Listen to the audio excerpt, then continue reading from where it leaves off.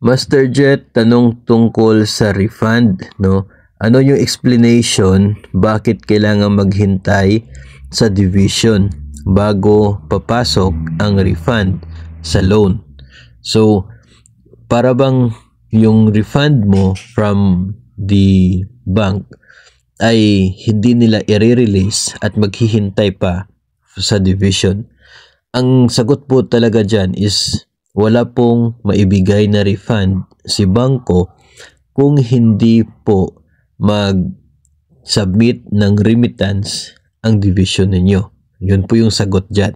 No? Kasi nga, alam mo na you are eligible for a refund kasi nagkaroon ka ng deduction sa sahod on that particular month at yun ay hindi pa dapat mag-deduct.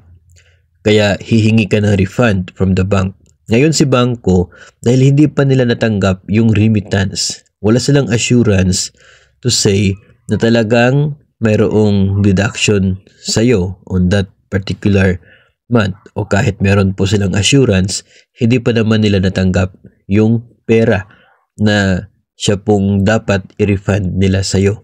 So ang mangyayari niyan, hihintayin talaga nila yung division ninyo na makapagbigay ng remittance. Kailangan na i-remit muna yung pera na nakadeduct from your salary para pag ma-remit na, nasa kamay na yan ng bangko. Ngayon nasa kamay ni bangko, pwede na silang magbigay ng refund sa'yo.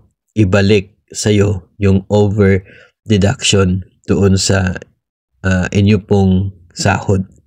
So, yun po yung dahilan kung bakit hihintayin pa ni bangko yung division ninyo.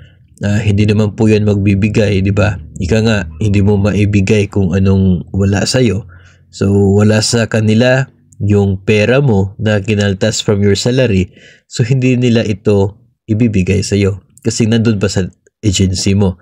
Hihintayin muna nila na matanggap yung remittance. Sa kanila ito i-process at ipasok sa iyong account as a refund.